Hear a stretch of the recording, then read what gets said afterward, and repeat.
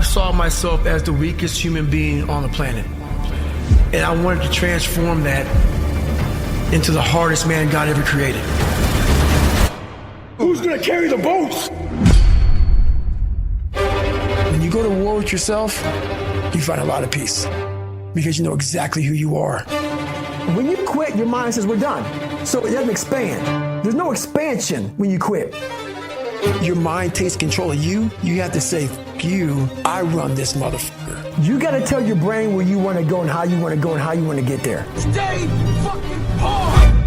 That warrior mentality that I'm so proud of, I wasn't born with it. I was not always this strong guy you see. I went through a lot of hard times in my life to get here today. What changed me was I had to be hard on myself. And I had to continue to grind myself into a fine dust. The only way I could find myself was through putting myself through the worst thing possible. I was a scared, uneducated kid who stuttered, and I had to look at myself in the mirror and hold myself accountable for who I wasn't and who I wanted to be. Nothing was coming back to save me, so I realized I had to save myself. You gain knowledge through suffering. And on the other end of suffering is a world that very few have ever seen. It's a beautiful world, because that's where you find yourself. You gotta go into that hellhole of life that you have that fucked you up and fix it. And that's what I'm here to do. It's a hard journey. It's a real journey. It's a journey that's gonna take you way outside of being comfortable. We all look for toughness. We all want it, but we look for it in a comfortable environment. You will not find toughness in a comfortable environment. You have to do your best work when you're least motivated. So those days you don't want to do it, guess what you gotta do? You gotta suck it the f up and do it. You have got to suffer to grow. To grow, you must suffer.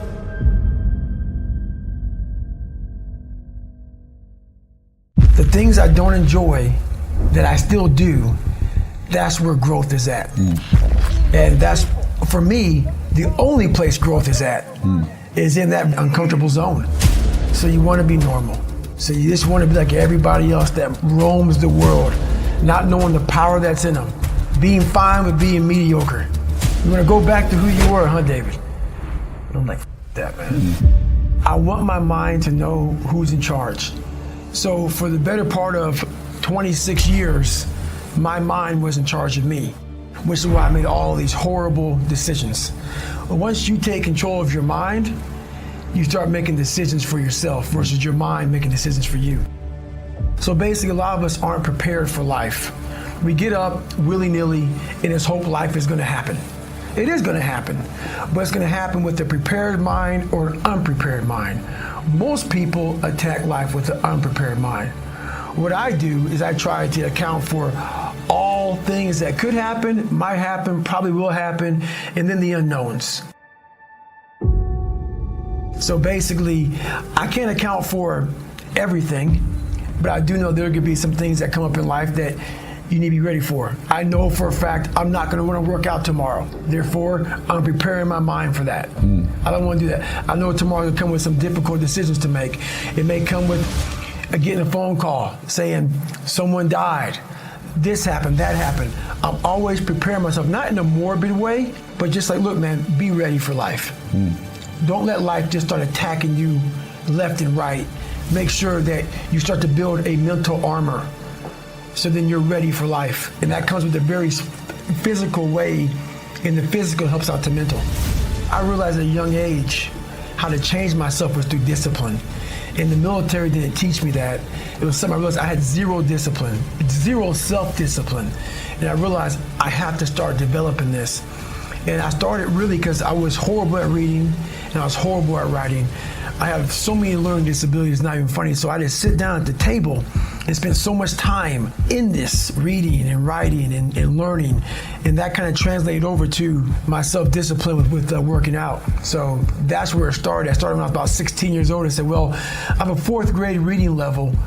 You know, let me go ahead now and start really focusing because I'm not gonna get in the military because I gotta pass the test. Yeah. So that's where it started for me.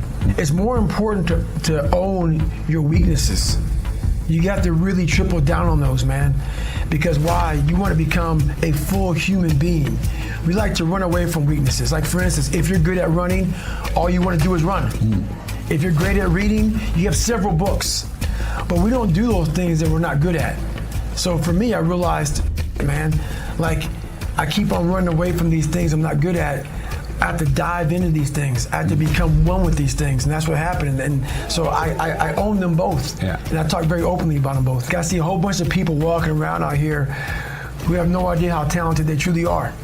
And I'm talking about talent, like some God-given ability. Talent that sometimes you have to hone, you have to work on, and you have to harness yourself. And they just walk around just on their phones, just clueless to how powerful they are. The biggest thing you have to do is shut off technology. You have to go dark. And what I mean by that is you have to be quiet in your mind. Get away from people. We love being around people. We love talking. We love parties. We love all that. It's okay to be alone. It's also okay to be unhappy. It's okay to be unhappy sometimes, man. It's okay to say, you know what, man, I'm up. So you gotta go to the truth first. Who are you? You get really accountable. And say, okay, who am I? What's the truth about me? Get to that dark place in your mind. Figure out, it may take months, it may take years. Figure out your purpose. Figure out what you want to be in life. And then from there, okay, I have my purpose.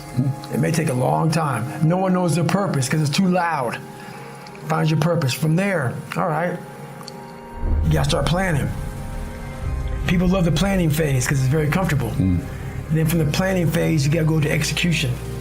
So the execution phase where we all hate, because that's where the real work begins, and that's when the failure happens, and the failure. So, but you know, that's kind of how you have to do it, because every day is a battle. Every day is a battle because your mind wants to choose the path of least resistance. Every day. But you don't become better by ever doing that. You become normal, and I don't want to be normal. So. It may not be a life for everybody, but I find a lot of peace in not being normal in my life. So if you could define happiness for you, what would that be? It's overcoming yourself at all costs, whatever that takes. To be at the point of your life where you don't care about being judged. You can be in a room of 1 million people and they all hate you, and you walk in and you go like this. Not because you're angry at them, because you know yourself.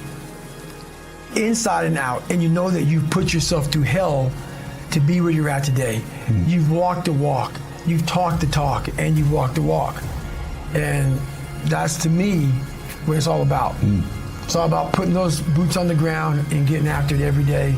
And once you do that, you have a feeling about yourself that no one can ever take away or even understand. Life is always giving you a test, trying to give you a way out, trying to give you an excuse not to show up. You gotta have the mentality to show up every day of your life. No matter what life throws at you, it's our responsibility to show up to the Coliseum of life. Life beat me the up bad. I mean, I was knocked out in the 12th round of a 15-round, heavyweight bout. I was knocked out. But what happened was, in the 12th round, when the challenger turned his back on me, I was getting up. And I got up and won the next 3 rounds and knocked that motherfucker out in the 15th round. So that's my mind about can't hurt me. I was hurt, man. Like, literally, I had to overcome so much those first 26 years of my life, and I still do every day today. It's not over. But the mentality of can't hurt me is just that. No matter what's in front of you, man, you have to face, you have to confront, you have to overcome and move forward.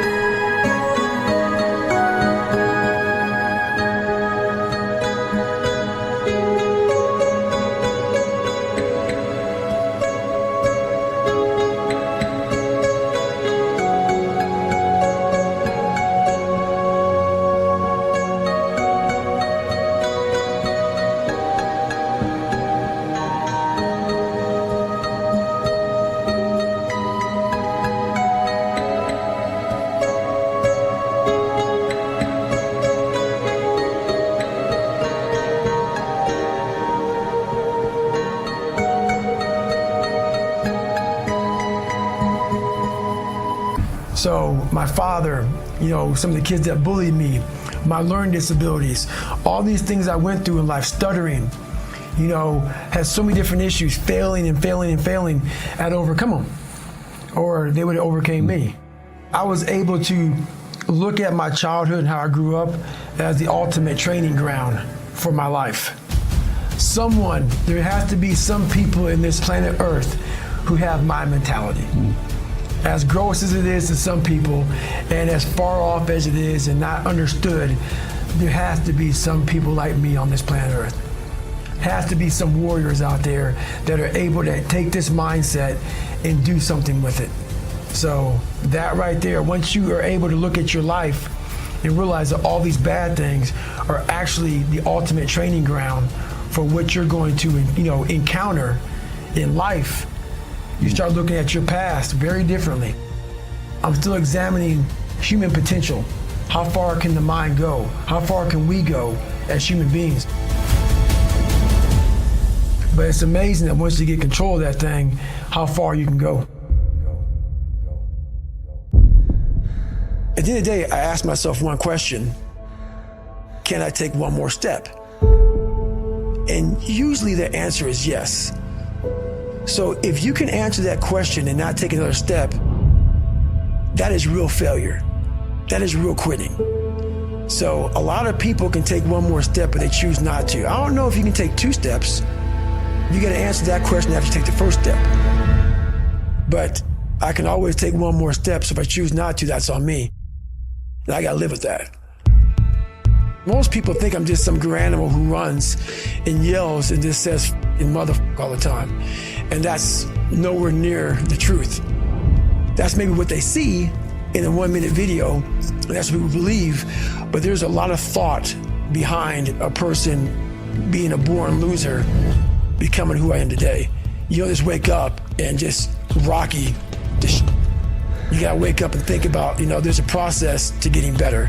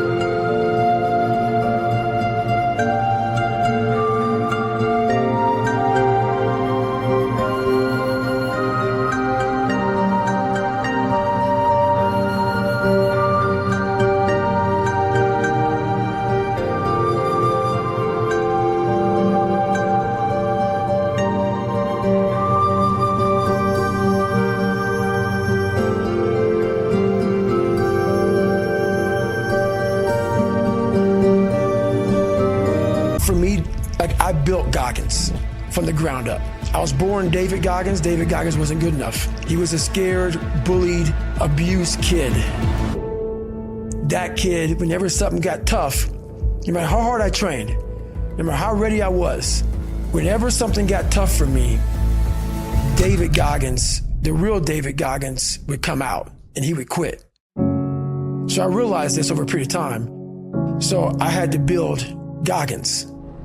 And in that process, I have to go back to that mental lab. And that mental lab is at scratch. That mental lab is in that trained humility. And so that's where I get better. I get better when I'm digging holes in the ground, when I'm waking up early knowing I don't have to do these things. That's where I get better. What do you think most people get wrong about motivation? They think it's a permanent fix. They think it's something that is a constant. They think that maybe once I get it, I'm gonna hold on to it. Nothing is permanent. Nothing is permanent. And a lot of times you have to learn to perform without motivation. You have to learn to perform without purpose. You have to learn to perform a lot of different things. And that's what people think. They think I need to have this motivation to work out, to study, to be better. So if they don't have it, they just don't do it. And that's where you fail. You You have to learn to train your mind well beyond motivation. If you have motivation, that's great. That's some kindling to the fire. All it takes is a little bit of spark, you can burn a whole forest up. But motivation, you have to learn to exist without it. You have to be your best self when you're least motivated. And that's the tricky part about all that. Motivation is just a word. You have to have these different things in your mind on where you want to go and know that motivation is not going to get me there, because I'm not going to always be motivated. Learn to pick yourself up on your own. You got to be your own coach. I'm trying to build people up. I'm trying to armor their mind. I'm trying to get them the belief, because this world we live in is tough.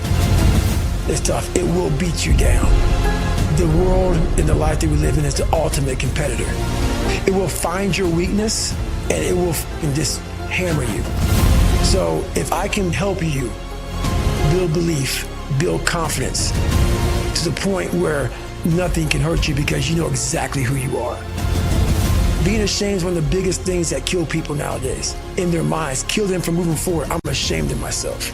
Don't ever be ashamed of anything you've done in your life. Face it, fix it, make it better. You have to build a person that can withstand the pressures of whatever they're going to be dealing with in life. I'm not trying to send a message of run 200 miles, be the baddest motherfucker in the world, but be tough. You better have a part about you that's tough, a part about you that can break down situations and get better. And break down situations very quickly within some trauma in your life, some devastation in your life, because it's going to come. The devastation, the trauma is going to come. And you can't allow that to become a Jersey barrier. It can't be a Jersey barrier. It has to be something that you can maneuver through very quickly and move forward. That takes a lot of toughness. Unchosen suffering is going to happen, right? So the only thing that you can do is have some chosen suffering to prepare for it. It's the only thing you can do. That's the only thing you can practice for the unchosen suffering. It's that chosen suffering. Do something that sucks every day. I know there's so many people that have the ability and just refuse to get off that couch. Refuse to study a few more hours. Refuse to go deeper, to go further. And that's where I gain the advantage. It's so easy to be great nowadays, my friend, because most people are weak. Most people don't want to go to that extra mile. Most people don't want to find that extra because it sucks. It's miserable. It's lonely.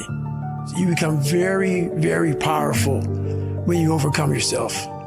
You have to want it. You have to want to be better. And it starts off with you have to have pride in yourself. You have to have pride in yourself. You have to have, there's something about you, whether it's your last name, whether it's just the smallest thing, you have to be proud of yourself. And if you have no pride in yourself, I can't give it to you. Because you're always going to compromise. You're always going to fold. Always. I'm very proud of myself. Now I'm not talking about bad pride. The attention to detail for the human being I want to do. I call this thing, like, I want to be the standard.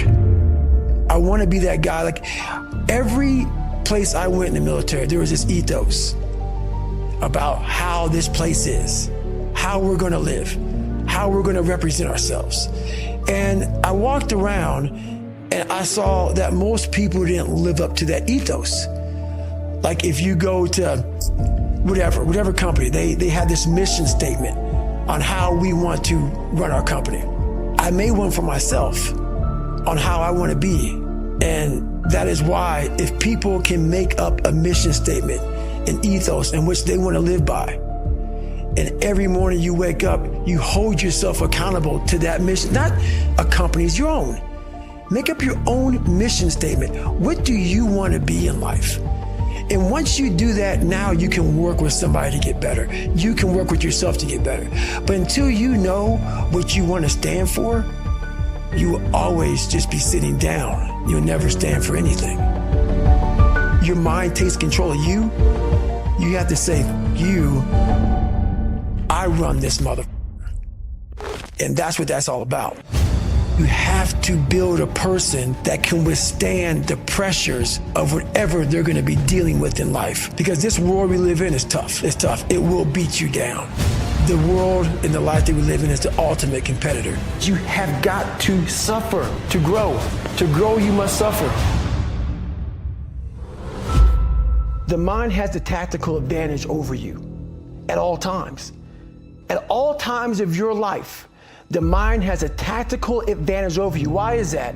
It knows what you're afraid of. It knows your insecurities. It knows your deep, dark lies. And it starts to push you away from that shit. It pushes you in a direction that is comfortable. Your mind takes control of you.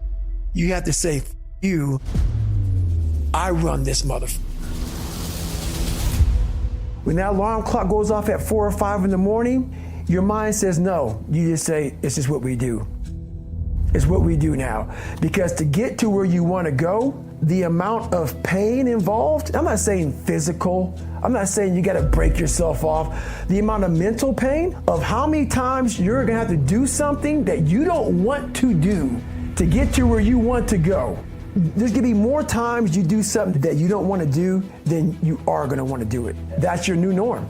That's your new norm. And then once you do this over and over and over again, it becomes like breathing. I don't want to live this lifestyle, but to get to the other side of this, I have to. The only way you're ever going to get to the other side of this journey is you have got to suffer to grow. To grow, you must suffer. We have the ability to go in such a space if you're willing to suffer, and I mean suffer. Your brain and your body, once connected together, can do anything. I'm trying to build people up. I'm trying to armor their mind. I'm trying to get them to belief. Because this world we live in is tough. It's tough. It will beat you down. The world and the life that we live in is the ultimate competitor. It will try to take you out. It will find your weakness and it will just hammer you. So if I can help you build belief, build confidence to the point where nothing can hurt you because you know exactly who you are. You have to build a person that can withstand the pressures of whatever they're going to be dealing with in life. You gain knowledge through suffering. And on the other end of suffering is a world that very few have ever seen. It's a beautiful world because that's where you find yourself. Every day you have to do this shit. Because why? When you stop doing it, you don't just maintain it. If you stop shooting a gun, you're not gonna be a great shot if you pick a gun up a year from now. If you want to be great, you want to be the baddest motherfucker ever at what you do, you're going to be misunderstood by everybody because you're going to be so obsessed and so driven to get there. That's what it takes. It takes every second of your life. Anybody says balance? Yeah, balance is important for a lot of people. It is. But if you want to go to that edge where people do not like you, don't understand you, question everything you do, you have arrived. When you are misunderstood to the point where people think you're psycho and you're nuts and you're this and that, why are you in the gym at 1 o'clock in the morning? You will never understand what is wrong with me. And that's why I'm so glad you don't, because I'm in the right spot. When people don't understand you anymore, you're in that spot of obsession and drive where people are like, what the is wrong with this guy? I don't want to talk to you, man, because you're not going to get it. I can't get this paragraph. I can't remember what the is in this paragraph to pass this test to get in the military. Read it again. Still not getting it. Read it again. But if you're not getting it, write it out. And that's how I started learning. I can't swim. I'm negative buoyant. Go back again. I can't swim. Go back again. Go back again. Go back again. I got it. I realize if I keep going back and going back and going back until the shit just becomes, your mind will say, okay, we're gonna figure it out, because he is not going to stop. It's not like I'm gonna try one more time. No, it's just like alarm clock goes off, boop, we're going back. I can't read right, we're going back. I gave myself no way out, and my mind realized that. They said, okay, we're gonna adapt and overcome now. A lot of us wanna find peace first. So people say, man, you always talk about this suffering and pain and shit. I'm at peace right now because I went through that. Right? You don't find peace first. If you do, Merry Christmas, more power to you. I found peace on the opposite end of finding myself. And no one really finds themselves without going through trials, tribulations, suffering, accountability. And accountability is suffering. Being accountable every day for doing right for yourself, for the people next to you, it's miserable. One thing we don't do is we don't have a new norm. My new norm is you get up every morning at 4 o'clock and you suffer. This is your new norm. That became my new life. Most people want to get out of it. I said, no, motherfucker, this is your new life. This is who you are. Your new norm is you wake up and you suffer. And I started realizing if that's my mentality, this shit ain't hard anymore. Not getting civilized is about having a savage mentality. It's a comfortable world. A lot of us say, like for instance, I see these athletes right now who retire. I'm 38, I'm 39. I did 20 years at the top of my game, and I'm chilling out now. You see them a year later and how they look. What the hell just happened to you? What the hell? You're one of the greatest athletes of all time. Kids looked up to you. Women, men of all ages looked up to you. And they hit the pinnacle where it's time to retire, and their mind says, I'm civilized. The worst thing that could ever happen to any human being is they become civilized. It's that total accountability. Like even when you retire, there's a mother looking at me and judging me right now, man. I was the baddest person to ever live. It doesn't go away, man. You gotta wake up. Even though you retired, you never retired. You're setting the example every single day of your life. And being civilized feels so good, but I'm sorry, man. Once you get to the top, you may retire, but you ain't never coming back home, man, because now you're judged. People see you falling off. You want to be that guy who knows I may be retired from the sport or from whatever I did, but I'll be damned if you ever see me looking like shit, feeling like shit, not arriving. People, I've arrived. I've arrived mentality. You're always setting the example. Civilization feels so good. These comfortable feelings are what people want. They want retirement. They want that. They need that. It's a yearning feeling. I want it too. People love putting a label on me about, my God, man, you're just wired different. I'm not wired different, dude. I'm thinking right now, after I got past my stuttering thing, now I'm on a roll, I'm good now. You know what I'm thinking about right now? I gotta wake up tomorrow and do the same shit again. I gotta leave this interview and go stretch out for 2.5 hours. I hate that shit. But guess what it does though? I'm constantly callousing over my victim's mentality that I once had growing up. Every day you have to do this shit. The only way to keep from getting rusty is to constantly owe that motherfucking machine. The machine is this. You gotta keep challenging it every day. How do I do it? How am I able to do what I do on a daily basis? How do I fight the demons? Because they hear me speak and I'm very raw and real. How do you fight my insecurities, all these things? And they're there every day. They're there every day. I'm in search for a feeling. I'm not in search for a trophy. I'm not in search for love. I'm not in search for more followers on Instagram or social media. When I started this journey years ago and I realized that I'm going to be somebody and I'm searching for a feeling of true victory for myself and only myself. The second I shut out the whole world and realized that one thing, that I am in this world alone. I'm fighting in this race by myself. Yeah, I'm all about people. I'm all about team. I'm all about that shit. But I'm really all about right now and in my life, no one knows the real truth about me, how hard I really go. I don't care if anybody knows. I don't want anybody to know. I'm an introvert. I live an introverted life. And I love that about me. That right there is my fuel, is I know that there's really no one out there grinding like me. And if they are, so be it. If I know about you, I'll make sure that I up my game. That's what the mentality is all about. My whole thing is a mentality thing. I view myself as the weakest person on the planet Earth. I was just an insecure, scared kid. And the only way I could find myself was through putting myself through the worst thing possible. My goal in life was to, in my mind, believe I'm the hardest man alive. And that's why the whole thing is can't hurt me. That's what it's about. It's about whatever you think you are, you have to make that dream a reality. But that's where the hard part is making that dream reality. That's where the hard work comes. That's where people know, how do you keep grinding every day? You have to make those insecurities, those fears. Like when I was 300 pounds, I didn't have any drive. I'm gonna go be a Navy SEAL. What kind of stupid shit is that, 300 pounds? There wasn't like a drive to go be a Navy SEAL. I was an insecure, lying kid, afraid. I had to look in my insecurities and in my fear and find drive in that. We're all looking for passion. Passion's all around you. You have a whole stack of it all around you. It's your insecurities, all that shit. You gotta dive deep in that shit. It's all in there. All the energy and fuel you need is right in yourself. It's all there. You got a lot of stuff to do to overcome. And that's where I found it. I found it right there in my own insecurities. I found drive in my own insecurities. And that's the most powerful thing in the world. When you can find drive in your own doubt, fear, insecurities, you become very unstoppable. Let's say you're in the hospital bed and you're getting ready to die and somebody walks in the room and you have one copy of your book and it's sitting right there on the table. And you're taking your last breath and you're talking to this person. You say to them, I want you to read this book.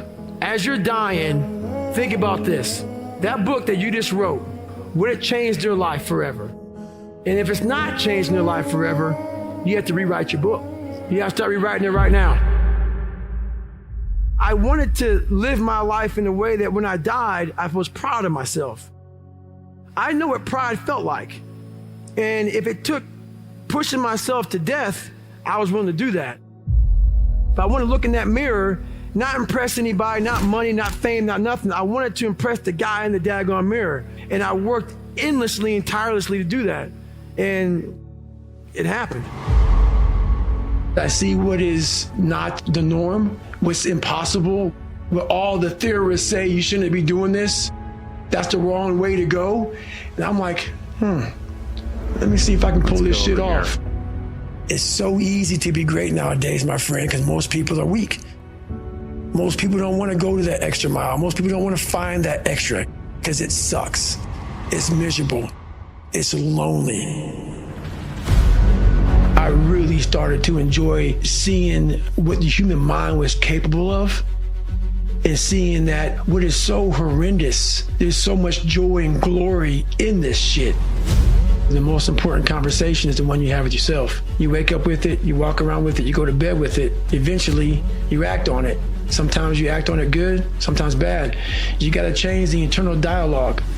That person in your head that's talking that shit to you, until you change the internal dialogue in your head, until you callous over the victim's mentality that the world is out to get you because of you are the only, you gotta change that shit, man.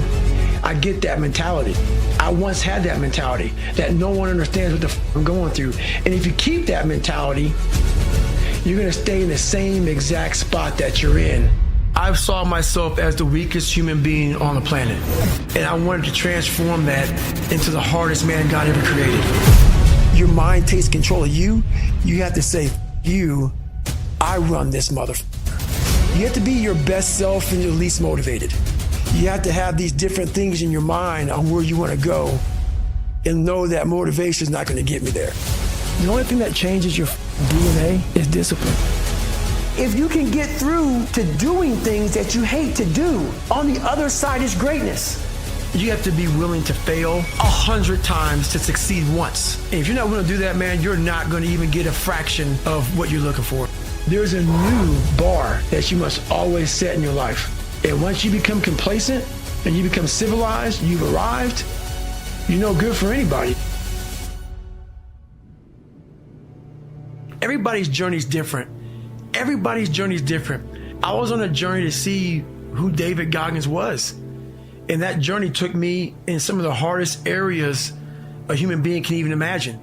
And right now, I'm the happiest person on the planet because, I had to climb Mount Everest several times just to look down on my life to see what hell I came from. And that's what kept me going through all this stuff. Like I envisioned myself going through, like when I was a young kid and they called me Nick all the time. I got my dad beat the hell out of me and I had no self-esteem. I had this vision of if I can make it to where I want to go. Imagine when I look back on my damn life, how proud I will be. And now I'm here. I'm able to look back on this life I lived that many people will never understand because why? When you're passionate, they think you're crazy. And you can't even explain to people why you're doing or why you did what you did, because you found your purpose. And once you found your purpose, you can't really explain it to normal people because they don't understand passion, because they live everyday life just going, not really finding their purpose. So I become a foreign language to people. They think, so they put me in the category of, you're just crazy. No. I'm passionate. I found my purpose in this life. If you want to be great, you want to be the baddest motherfucker ever at what you do, you're going to be misunderstood by everybody because you're going to be so obsessed and so driven to get there. That's what it takes. The first step you have to do is face yourself and be accountable for what you're not, so then you can be what you want to be. I call myself fat because I was fat, and people don't want to do that. They want to say, oh, don't call yourself fat. Don't call yourself dumb. If you're not real and raw with who the you are, nothing's going to change. And in this nice new world that we live in, we want to hear, you're just a little big. No, man, you might be fat. How you address it is you face it. You face it every day. You face it every single day of your life, where you say, okay, like if you're fat, you need to lose weight. It's patience. It's patience in this fact of accepting who you are right now. I'm fat. I don't like myself. Accepting the fact that if you lose 3 or 4 pounds, that's a huge accomplishment. I started realizing, man, just by going to war with myself every day and putting these challenges and these goals and these obstacles, these insurmountable obstacles. So it wasn't about losing 106 pounds. Me losing 5 pounds was an accomplishment. Me losing 10 pounds and then 50 pounds. The more I did this, the more I gained confidence. I was just working. I was just sacrificing. And then through that, all these different tools started coming up. But I would have never found these tools if I didn't put myself in a very uncomfortable place. We all look for toughness. We all want it, but we look for it in a comfortable environment. You will not find toughness in a comfortable environment. Those of you who are listening to this, whoever hear this, you will not find it. I was trying to look for it everywhere. The only way you find it is to drown yourself in a position where you're just out of sorts, where you can't swim and you're drowning. Where you're drowning. You're drowning in life. But you say, you know what, man? I'm gonna figure out how to backstroke or something. When you quit, your mind says, we're done. So it doesn't expand. There's no expansion when you quit. When you say, you, this sucks, I'm drowning, I'm miserable, I'm suffering, I'm broken, but I'm not going anywhere. What happens to your mind is it does this. It says, he's not leaving. So we got to expand. We got to grow. We got to figure this thing out. We're only 1% away from true greatness. There's a big difference between 99% and 100. I always thought that I was giving 100%. I wasn't. But I was only 1% from making that money, from being where I want to be, from having everything in life that I've ever dreamed of. But it's that 1% that we sleep on. It's that 1% that we wake up in that morning, we're like, you know what? Not today, maybe tomorrow. Well, guess what? That's why it's so easy to be great nowadays, because most motherfuckers are weak. And if all you do is when you are trying to hit that motherfucking snooze button on life, not in the morning, on life, just know this, all the it takes is thinking about all those weak motherfuckers who are taking a day off. And trust me, you will come up real fast. Like I say, it's easy to be great nowadays because motherfuckers are just weak, very soft.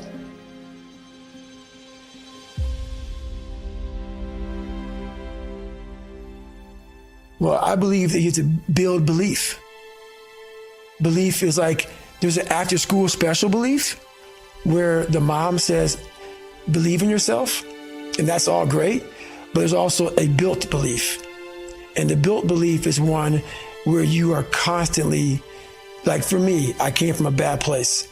How I build belief is through the daunting tasks I put myself through. So that's proof positive that I can. So it correlates.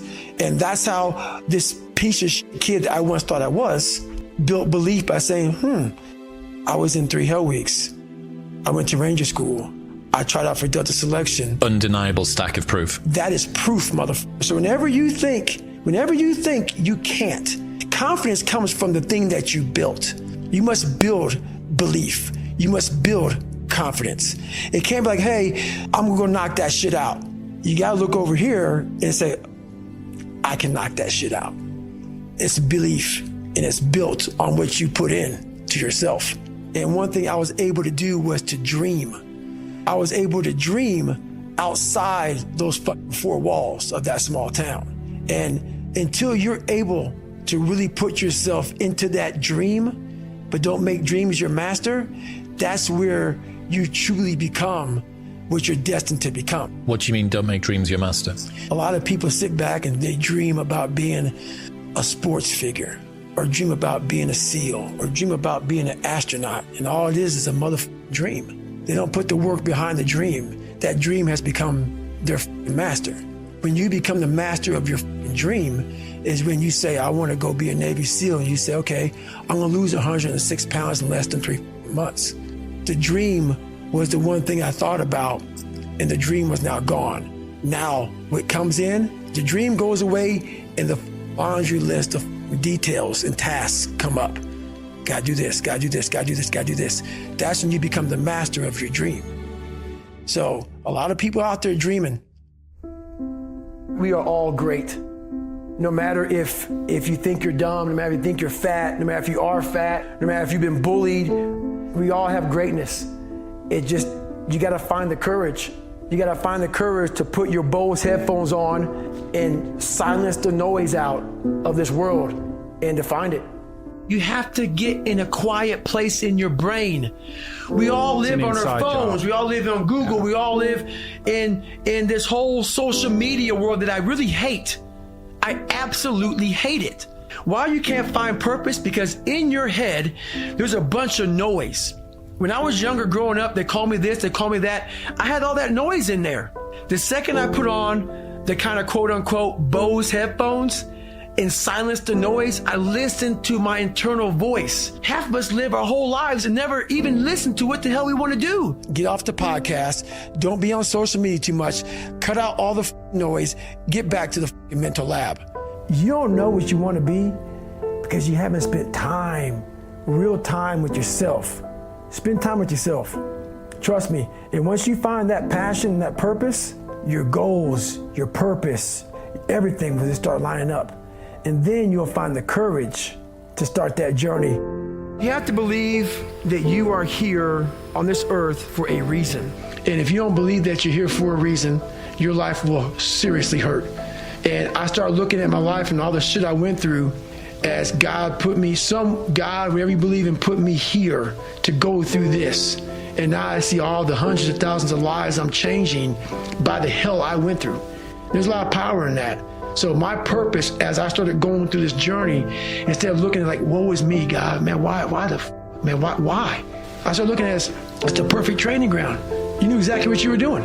You knew exactly what the you were doing, obviously. You put me in every situation possible to tell a story that needed to be told. The reason my story resonates with people, because I don't hide. I'll tell you exactly who the I am. I will admit to it. People are great at hiding. So they want to just find peace. No, you got to take your shit, fix whatever's up in you. Don't just shove it under the rug. Fix it, and then you'll find some peace later. How the is a 297-pound cockroach guy who quit on everything is now considered one of the baddest men on the planet? How is that possible?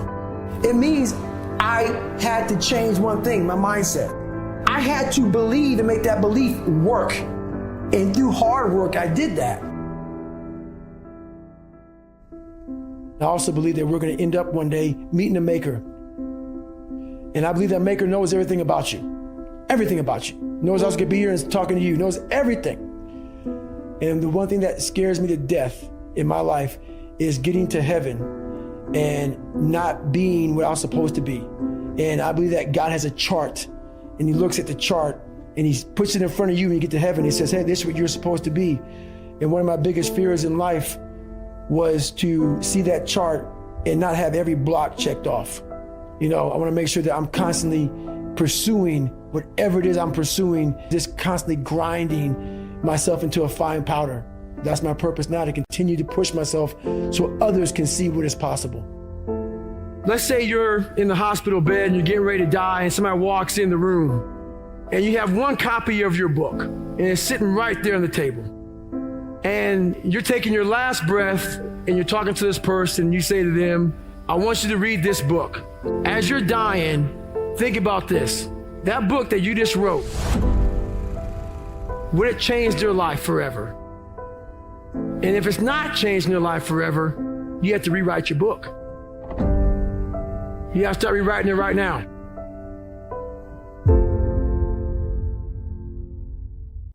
You have to make the decision whether you want to be a badass or whether you just want to be mediocre and everything's okay. But being a badass hurts real bad. Life isn't fair at all. At all. So what are you going to do about it? It shouldn't be fair. It's a trial ground. It's a testing ground. It's built to make us harder. It's built to make us as strong as we can, to test us, to drive us. So, mentality is the only thing that gets us through life. I was an underdog. I knew that no one was coming back to help me. No one was going to miracle me to be somebody special. Everybody that called me Nick, my dad, my mom, all my situations were on me now. And solely on me. So I had to start developing an indestructible mental toolbox. The most powerful weapon in the world. We walk around with it. It's our mind. You have to believe that you are here for a reason. That there's some reason. Me getting beat up, me getting tortured, me being bullied, me being born with no foundation, me having to figure all this shit out on my own, figuring out this indestructible mental toolbox, had to be for a reason. And my reason, I believe now, I know for a fact, was to unlock the code of human potential. And for me to share that with people. I'm amazed at what a human being can actually do.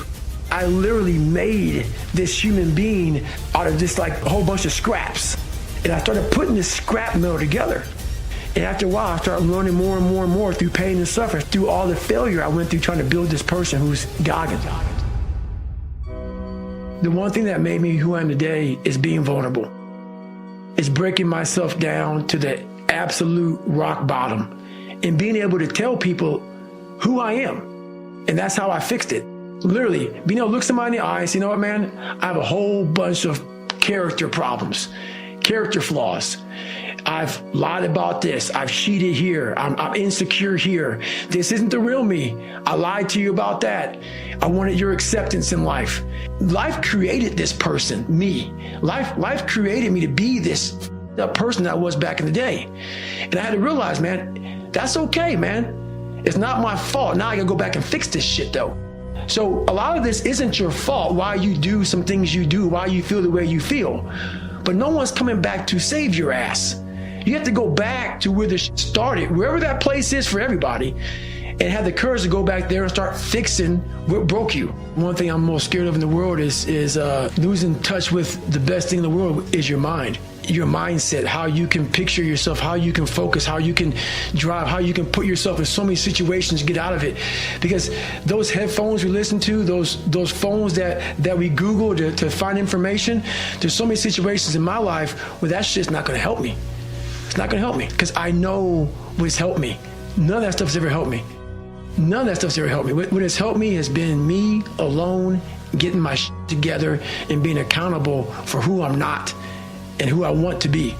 It's the only thing that's helped me. We all live in this world where our brains are keeping us in this box. Outside that box, on the other edge of suffering, is a world that's endless of opportunity. But we are afraid to go outside that box because in that box it's comfortable. That's where all of our nice stuff, that's where the nice 4-lane highway's at. I know where the restrooms are at. I know where the gas stations are at. Outside that box, man, God gives you a shovel and says, man, start digging. That's not fun. But when you dig your own path to all kind of stuff that's unknown. And that's why I started realizing, man, like on the other end of this is some beautiful stuff. So I got outside my box and realized, man, 300 pounds, now look at me, I'm 185 pounds. And on the other side of the box was all this stuff. And I didn't know it was over there until I climbed the wall and saw it. I really started to enjoy the fact of seeing what the human mind was capable of and seeing that what is so horrendous, there's so much joy and glory in this shit. Taking souls, it's about finding energy and strength when you have none. There's energy all around us, but we think that we have to have it. It has to come externally a lot of times. We gotta have like a TV in front of us, watch somebody, listen to a podcast, listen to a great music. A lot of times in life it's fucking quiet. And those are the times when you want to run and hide. You gotta be able to find energy. You gotta make up games, make up tricks, make up whatever you can to get to the next evolution of life. When you're running, you run for hours. Days.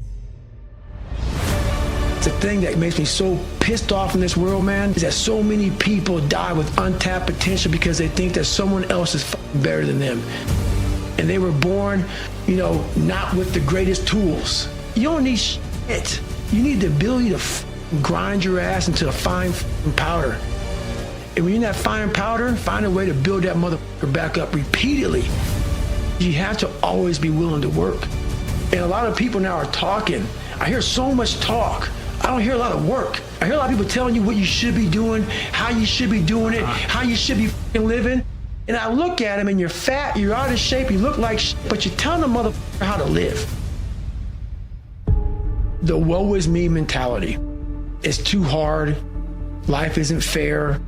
These things in life are not easy for me. You look to your left and you look to your right and you start to judge yourself off other people.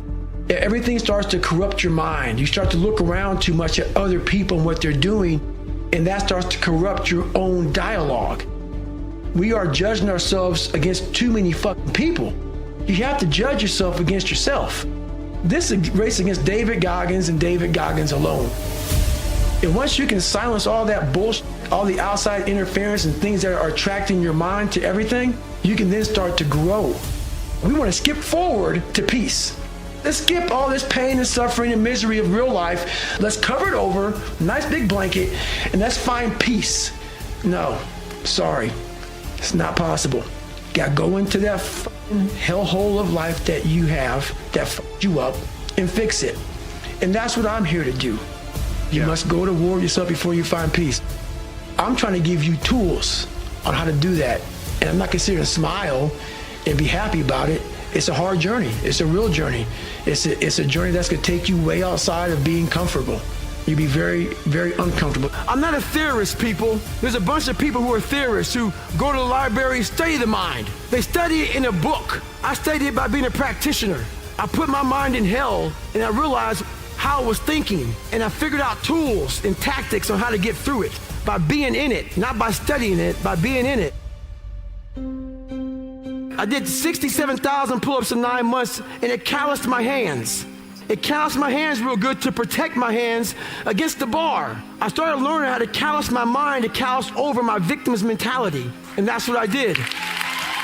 And so they sent me to Johns Hopkins. Everybody studied my body. They studied everything. And one guy says, you know what? We can't find anything on how you did all this. How are you able to do all this? A head guy came in from MIT. And he said, you know how he did it? So, mentality is the only thing that gets us through life. And the can't hurt me mentality is no matter where you come from, the sewer, or wherever you think you're from, when I got out of the sewer, I got to the road and looked around and said, can't hurt me. Nothing should be able to hurt you. If you believe that, it starts to become true. I wanted to live my life in a way that when I died, I was proud of myself. I know what pride felt like. And if it took pushing myself to death, I was willing to do that. But I want to look in that mirror, not impress anybody, not money, not fame, not nothing. I wanted to impress the guy in the daggone mirror. And I worked endlessly and tirelessly to do that. And it happened. I actually sat back when I was fat, nasty, out of shape, miserable, and created a human being in my mind that didn't even exist.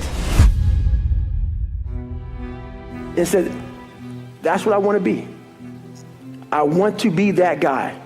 I want to be a guy that's capable of doing exactly what I'm doing today. If you weren't born that guy, that mentally strong guy, he can't be made. But in making that person, you have to be who the you are every day of your life and never care about anybody who gets in your way that says you're not doing something the proper way. When you get beat as bad as I did, I lied all the time. I wanted to be accepted and loved and all that that I created about 50 people. Whatever you like, I like. Just be my friend. And that's where we get lost in life. You start to create a whole bunch of people that aren't even yourself. You never figure out who you are. You never live up to your dreams, your ambition. You live up to what whoever is around you that you like so much, that you want to emulate and be like so much, you live their dreams. You lose your power. You lose your power. The ultimate power is owning yourself. So how did you get to where you are? I became feelingless. And what that means is I'm not saying turn off your feelings towards your family, your wife, your husband. I'm not saying that. Turn your feelings off when it comes down to you wanting to be better. Who's gonna carry the boat? What that means is when that alarm clock goes off, your feelings gotta go away. It's raining outside, it's cold outside. When you don't want to put those long hours in at work, that's what I'm talking about. Your feelings must go away. When you know everybody's gone home to their families, but you want to be the top salesperson in the world, or you want to be the best lawyer in the world, whatever it is, when everybody leaves to go home and there's only one light on in a building, a 15-story building, and only one office. Every office is dark. There's one office with one light on, and as those motherfuckers go from the club, they look up every day, 2 o'clock in the morning, they see that light's always on. That's the motherfucker right there you gotta be. You can't have feelings about when everybody leaves. Oh man, I wish I was going home to my beautiful family. That is true, but you gotta learn to shut your feelings off if you want to achieve greatness. Hope ain't gonna get you. Everything happened for me. And we always fall back on what's comfortable to us. What's comfortable for me was, if it's easy for me, I'm gonna do it. And so when I was going through pararescue training, I ran up against an obstacle that I didn't think I was gonna run up, and it was the water. I hated the water. But I tried hard to get over that. And I would go to the pool and I would try, but my mind wasn't strong enough. David Goggins, even with all the discipline, I didn't have that next level. When you're truly committed to something, not like where you I want to be a doctor, but when I run into this roadblock, I don't want to be a doctor. No, I'm going to be a doctor come hell and high water. I needed that kind of commitment. And David Goggins didn't know about that commitment. I knew how to wash a car. I knew how to clean a house. I knew how to, do all these manual labor jobs. But when it came down to true suffering, to the highest of suffering, I didn't have that next level of, all right, motherfucker, we have this next level. David Goggins wasn't enough.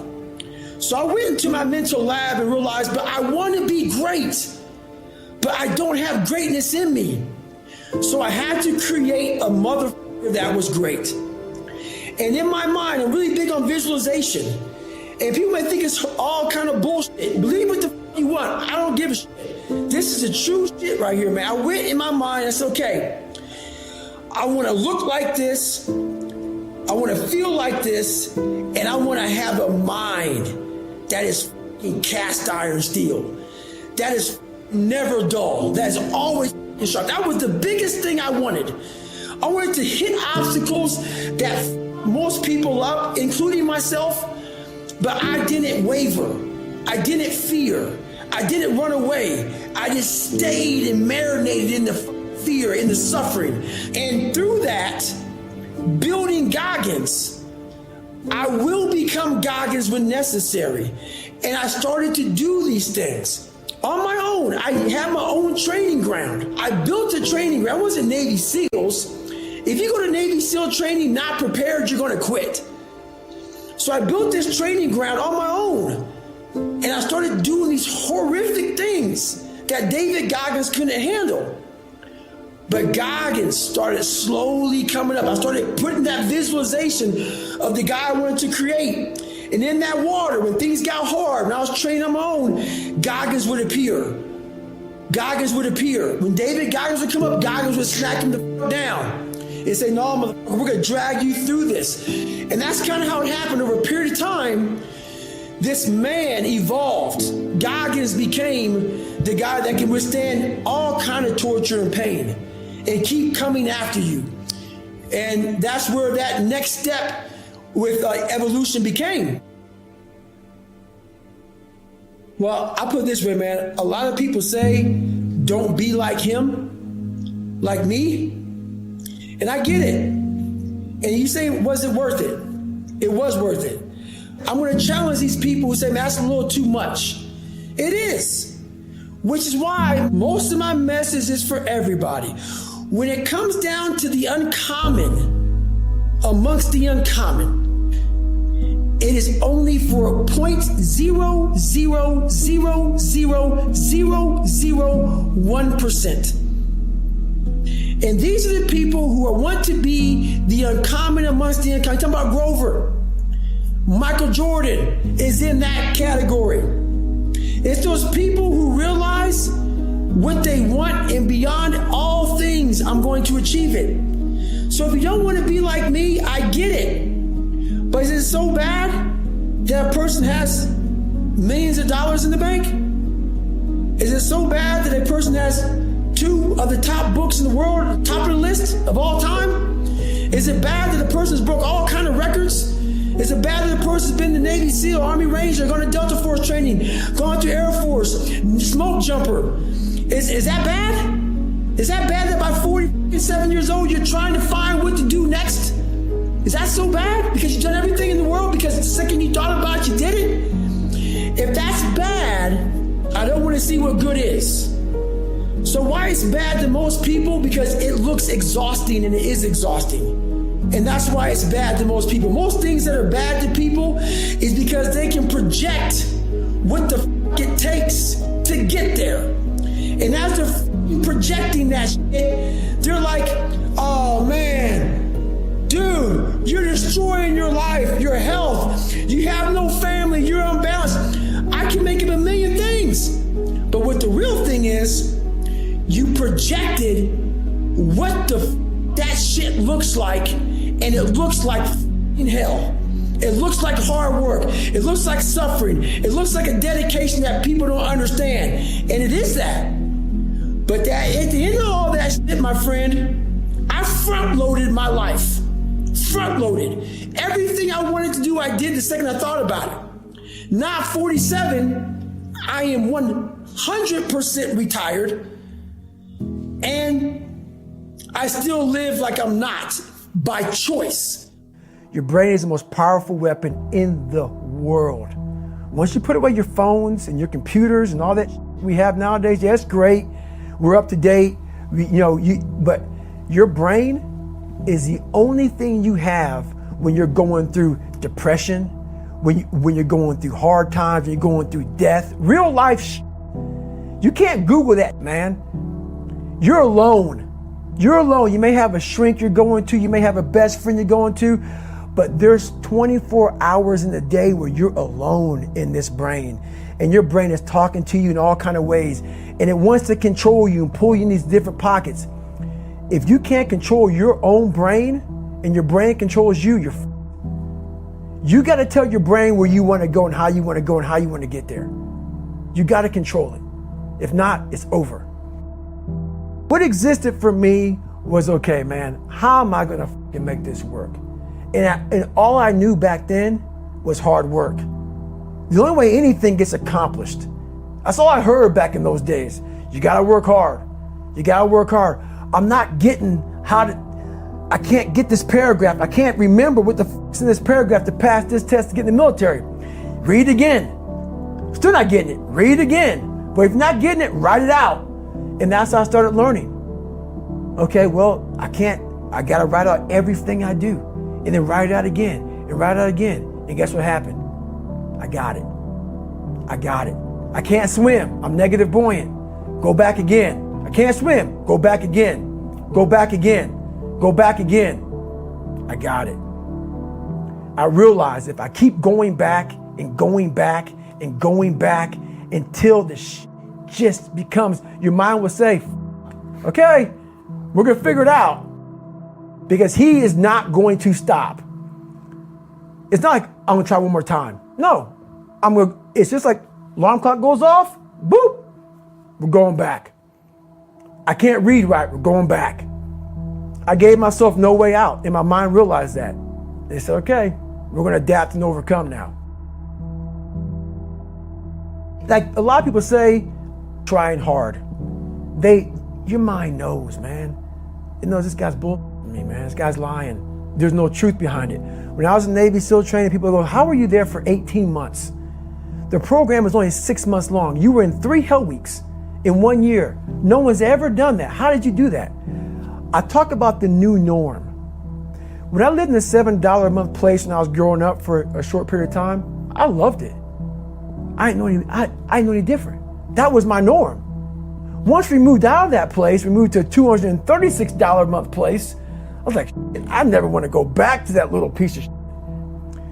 But if you go back to that $7 a month place and you realize this is where I live, this is all I got, your mind says, roger that, this is home. So when I was going through Navy SEAL training for 18 months and going back through all the hard parts over and over again, I told myself after the first time, I knew it was gonna be a long journey there.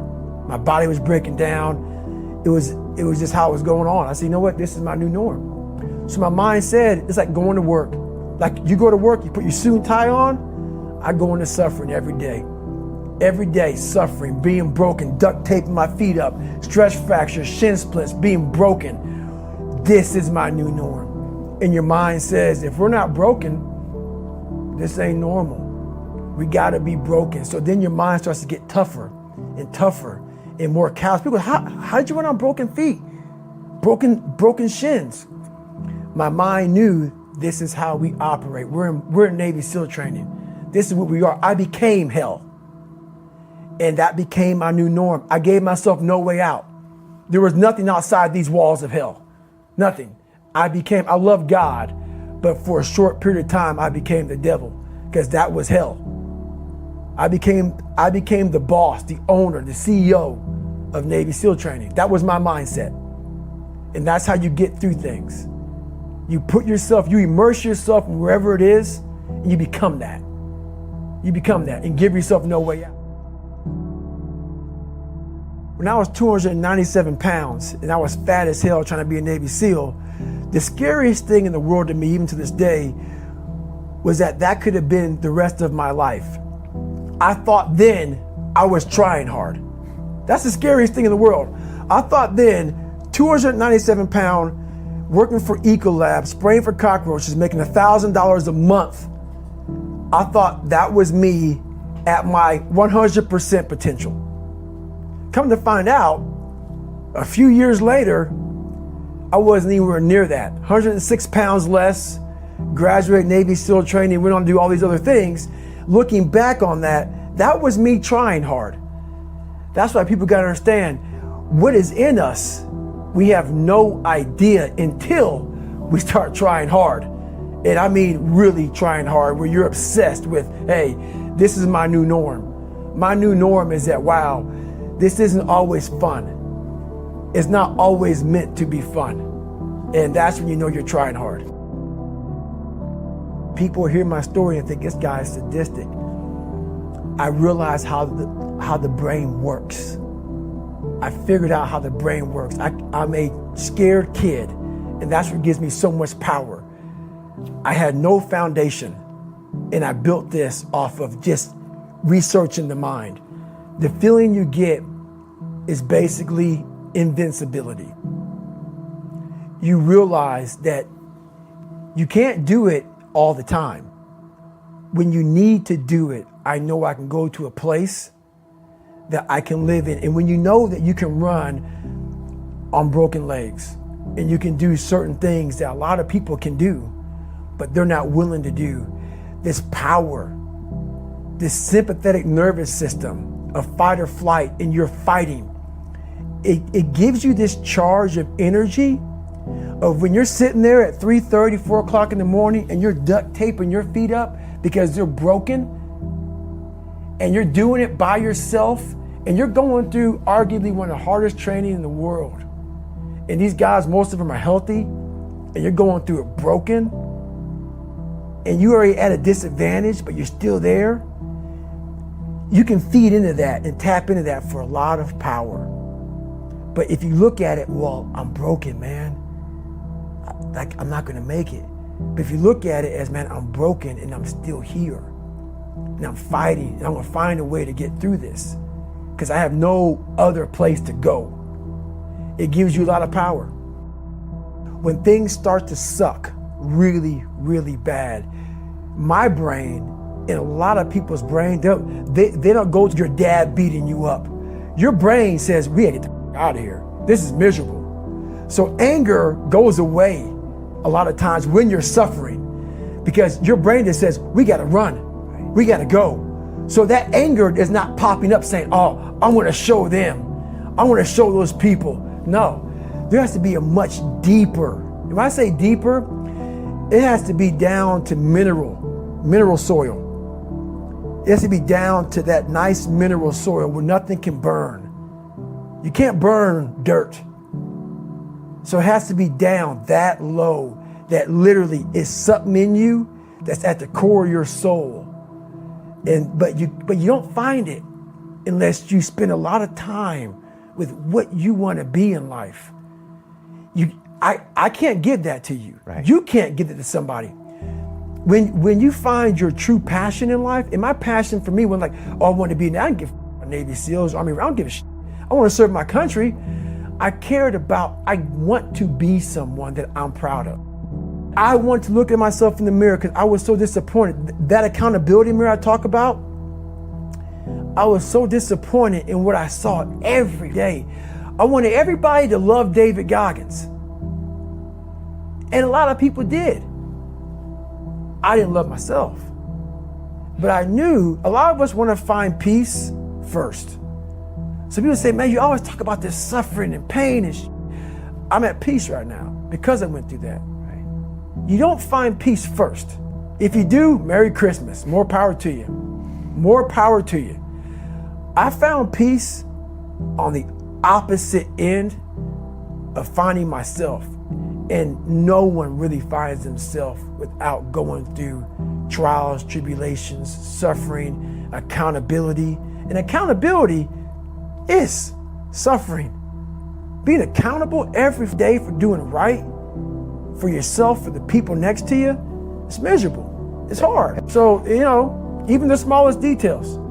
Dude, I'm not a masochist. I'm not crazy. I'm not this and that. People try to title me and label me. When I was growing up, I saw my mom getting beaten. I got beat. And I was some stuttering little black kid in an all-white school. And I used to go home and cry. I'm like, oh my God, man, I'm fucked up. I'm so fucked up. So I had to train one thing. You better train your mind. Because my talents can run out way early. When shit got hard for me back in the day, bro, I'm done. I'm out. See ya. Okay. I got to invent a motherfucker that can. So I invented Goggins. I invented a motherfucker that realized we're not good enough. But Goggins realizes we're mentally strong as and we're going to outstrength these motherfuckers in the mind. You need to work harder. You need to discipline your mind better. We need to help people more than just saying it's okay. It's okay that you're not willing to help yourself out. That's not okay. It's not okay. It's not acceptable. I came with this thing called Perform Without Purpose. And so many people, they need to have a 5K, a 10K. I need to have a course in front of me. I need to have something in front of me for me to get my ass up and do some shit. And that used to be me. And nowadays, for the past 20-some years, I don't need purpose. And people miss out on this, man. The purpose, we're all looking for this golden purpose. Is it this? Is it that? Is it making money? Is it my family? The purpose is you. We forget that. Every day I wake up and I don't want to do some shit. I'm like, okay, man, do you want to be a bitch today? Do you want to feel like a little bitch? Do you want to walk around all day knowing that you could, but you didn't? So it's perform without purpose. You have to learn how to get up and do shit when you ain't got no 5K, no 10K, nothing. Nothing exists. Your life sucks. You're in the dungeon. But guess what, motherfucker? I'm still going to get it. Because when that time comes, because the time is going to come, when that purpose is there, you'll be ready. But most of us aren't ready because we don't know how to do without having the golden carrot in front of us. And so you're all every step you take in that journey, as you're like, for me, I run every day. I hate it. But every step I take, I'm like, all right, motherfucker, you're beating the demon again. I made a decision, and my decision was to be the best person I could. And I basically, a lot of mornings I wake up and say, f your feelings. And that doesn't mean like, don't take it literally, f your feelings. But sometimes you have to go beyond what you're feeling. And my knees were fucked, but guess what? I wanted to run. And I knew that, okay, you can get knee replacements, this and that. It wasn't because of I ran too much. People always want to say, oh man, you ran so much so you fucked up your body. You don't want to be like David Goggins. I hear it all the time. You don't want to be like David Goggins. I gave everything. I gave everything to who I am. I gave everything. And when you give everything, man, you have no regret. People didn't understand me. People don't understand me now. I don't give a I know exactly what I was doing. I'm not a masochist. I'm not crazy. I'm not this and that. People try to title me and label me. No, I had something to do. The way I describe it to people when people ask me, like, why does he do all these things? Like, what is the motivation here? I go, he's on a mental journey that very few people have ever been on, because people don't understand you, or they misunderstand you, or they purposely misinterpret the way you're living your life. You're trying to understand your mind in a way that very few human beings ever get to understand their mind, because you're taking your mind into these terrible, dark places all the time, and you're trying to pull things out of that. You're trying to learn things about yourself and about your potential from that. That's exactly it. And that's what people don't understand. I study the darkness. You find no fucking answers in the light. None. It's too happy. It's too nice. We don't need to be taught how to live in happiness. That just comes naturally to us. Happy moments, but the dark times, man, and you can't get there unless you put yourself there. Life will take you there, but when you get into those dark moments, that's why people, how are you able, man, I couldn't read and write till I was a junior in high school. How are you able to write like this, man? Motherfucker, I go to such places in my mind and I study the darkness. Like, it's not just physical. When I was growing up and I saw my mom getting beat and I got beat, and I was some stuttering little black kid in an all-white school, and I'm on stage and I gotta say one fucking line in front of fucking 15 people, and I walk off stage kind of fucking stutter. All those insecurities and all those fucking things, man, I used to go home and cry and be like, my God, man, I'm fucked up. I'm so fucked up. Hang on, man. As I got older, we gotta study this shit, man.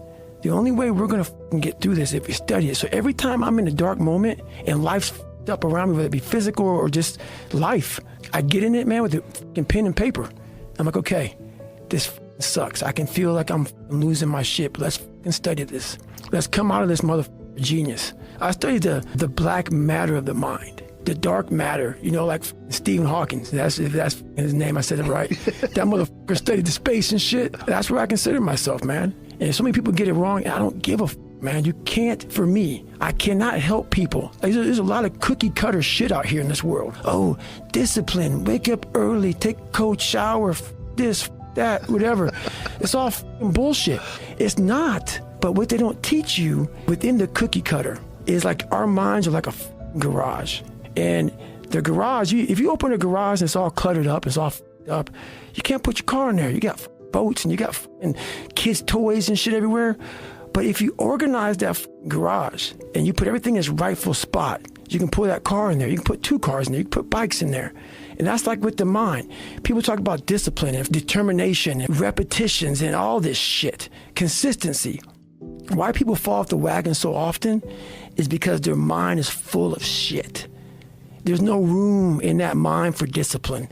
There's no room for consistency. They may do it once or twice, but then the mind takes over and that cluttered garage comes in, and then it's like a circuit breaker, man. A circuit breaker just overloads and it sparks. And our minds, that's our mind, man. It's like a circuit breaker that has so much shit in it, you keep on loading it, you can't put any more into it. So I talk about it in there, man, so much about clearing space in your mind so then you have room for all those discipline, waking up early, taking those, because they do mean something. But we don't get to that dark matter that is keeping you from clearing out that mental garage. That's a good way to put it, because that is the mind of most people, is filled with stuff that they have to move around to get to what they want, and it's constantly piling up and just shit unorganized. And organized mind, man. You're looking at I got to take care of the kids schedule's all f***ed up, my husband, my wife, I'm going by McDonald's to get this, and I'm rushing my schedule. Everything's just I wish I was doing this, but I'm doing that. That's it. And that and this. I want a raise, but I can't get one. That's it. My boss is an asshole. Where's greatness in that, man? Yeah. You can't fit discipline into that. You can't fit structure. You can't fit consistency. You can't fit the grind. And then when you try, it gets overrun by the clutter in your that mental garage. Every time I'm in a bad situation, like, I study it. And that's the only reason I do half the shit I do, is I'm studying this shit, because I know that I never thought I was going to be writing books and trying to help people get better. But I was always trying to do it because I knew I sucked. And so when you know you're trying to get somewhere, you know you suck, you know that you believe that you're a born loser, you are taking snapshots, man. Like, you see something on your phone, like, oh man, I'm going to take a snapshot of that, or how you do the little picture shit so you can save it on your phone. I do that in my mind. So when I get in these moments, I'm like, okay, wow, that's some good knowledge right there, man. I snapshot it because I know that I can use that later. I can use it because I'm not out there most people, they go out and they run and they go out and they do, and they're like, oh, this is beautiful. Look at the fucking mountains and the shit and all this bullshit. No, I don't like it. My body hurts. I'm hurting. How do we get through this? It's a lab. It's my mental lab. And so when I come home, I'm not forgetting it. Every day I get done running, or every day I get through working, every day I get through studying, whatever it is that brings me to that place of knowledge. So I come home from running and I write everything out. People have talent, and this is going beyond your talent. When there's no more talent, what happens to you? Most people quit. People only go to their talent level. And once their talent level is gone, it becomes a mental game. That the whole mental game sets in then. And most people can only perform to their talent, and they realize, man, why am I always messing up right here? Why is this my big hurdle? It's because you're performing to your talent. And then after that, your mind has nothing for you. I see fighters, I see runners, I see people who they're great, but they get to the edge of their talent. It's like, man, what's up? Because you're now at the point now where your talent ain't gonna do shit for you, my friend. Now it's the mental game. And that's where people get lost in life, get lost in that next level. And that next level is found for me in the things that I do. First of all, I didn't have much talent.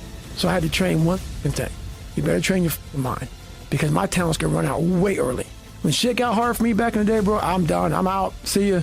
Okay, I gotta invent a motherfucker that can. So I invented Goggins. I invented a motherfucker that realized we're not good enough. But Goggins realizes we're mentally strong as and we're going to outstrength these motherfuckers in the mind. And so many people just want it the easy way. I'm sorry, man. It's not. So what they start to do is they build this narrative of it's okay. When the narrative should be, you need to fucking work harder. You need to fucking discipline your mind better.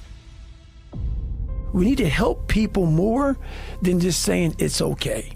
It's okay that you're not fucking willing to help yourself out. That's not okay. It's not okay. It's not acceptable. Even though it's your life, if that's acceptable, that's unacceptable. And there's a lot of people in this world, me included, that if I accepted that, I wouldn't be anywhere. So yeah, a lot of people just they start creating a narrative about themselves that make it okay. The ultimate get out of jail free card. And now the world is set up to have so many get out of jail free cards.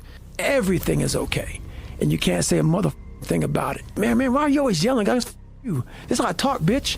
Because I'm proud, motherfucker. You know what I'm saying? I'm a proud motherfucker, man. Yeah. And it's not proud like, look at me. It's like, motherfucker, I know where I fucking came from, bitch. I shouldn't be here right now talking to you. I shouldn't be talking to you, motherfucker. I shouldn't be here. I'm just a fat, sloppy motherfucker. I'm proud. So I'm able to tell you, I was fucked up. Many people can't.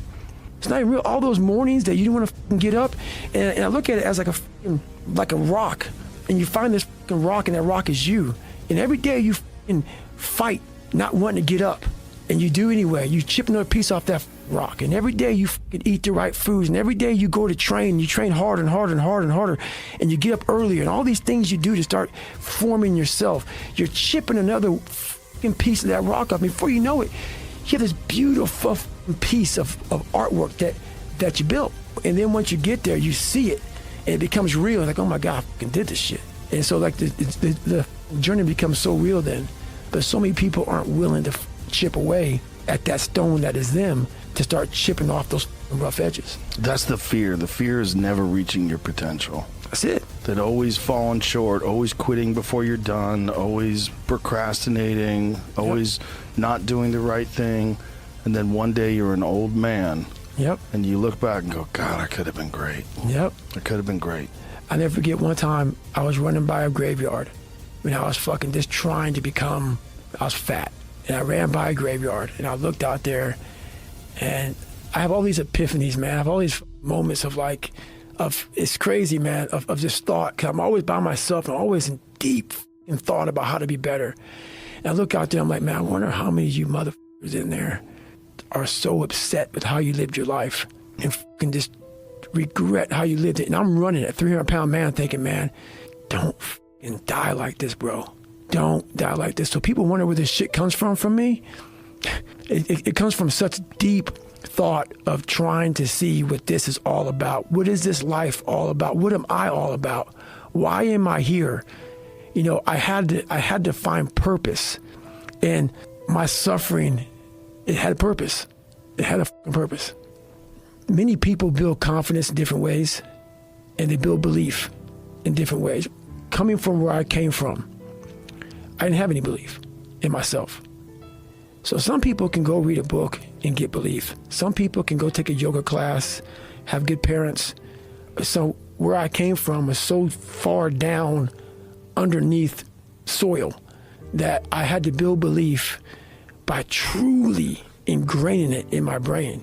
So the things I do, I'm always, every day, building belief. And my belief had to be where it is because I was so far down. So it may take a 200-mile run for me. It may take a 100-mile run. It may take late nights in the gym. But without belief, you have nothing. And I realized that when I was a young kid, I have no belief. I have to build it. And a 5-mile run didn't do it. I had to push myself to such extremes because I came from, people judge me by not knowing where I came from. So unless you're me and you came from where I came from, I guarantee you wouldn't have made it out. Guarantee it. And I knew that. So my belief comes from going, I had to build it. And that's how I build it, man. I build it by the things I do. I never cared about myself. Never. Never. Ever. Which makes what I do now for people, I understand. Because I care about people. Even though I'm an introvert because my fucking life sucked. But what I do for people, I really do.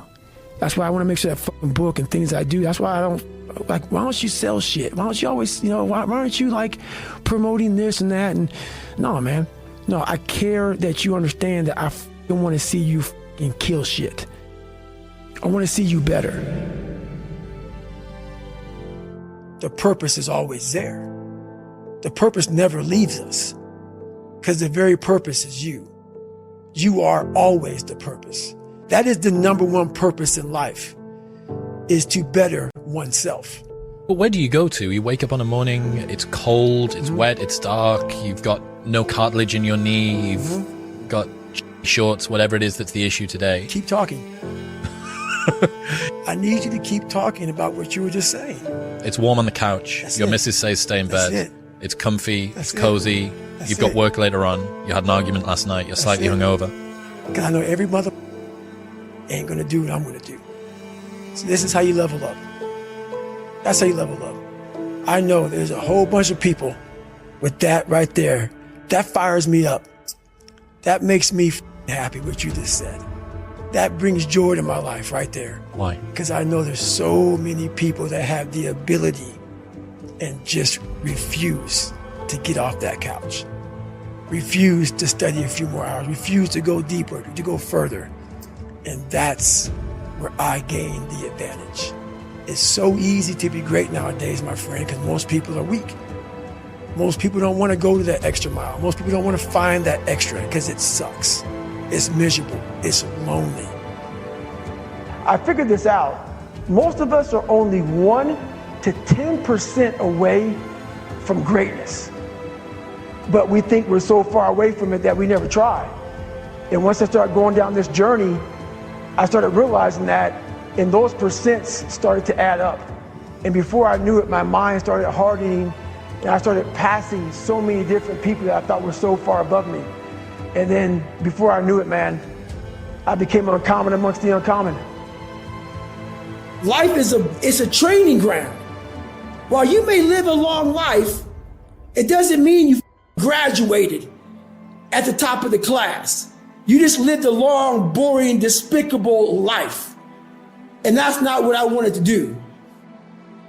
When you're truly committed to something, not like where you like, I want to be a doctor, but when I run into this roadblock, I don't want to be a doctor. No, I'm going to be a doctor come hell and high water.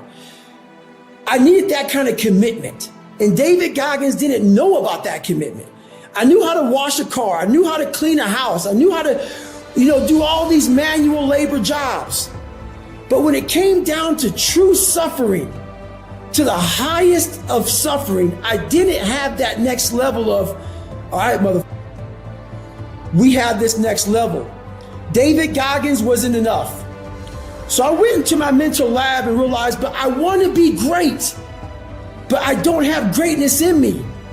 So I had to create a that was great. And in my mind, I'm really big on visualization. I went in my mind, I said, okay, I want to look like this, I want to feel like this, and I want to have a mind that is cast iron steel, that is never dull, that is always sharp. That was the biggest thing I wanted. I wanted to hit obstacles that most people up, including myself, but I didn't waver. I didn't fear. I didn't run away. I just stayed and marinated in the fear, in the suffering. I wanted to quit every single day, but many dreams die while suffering.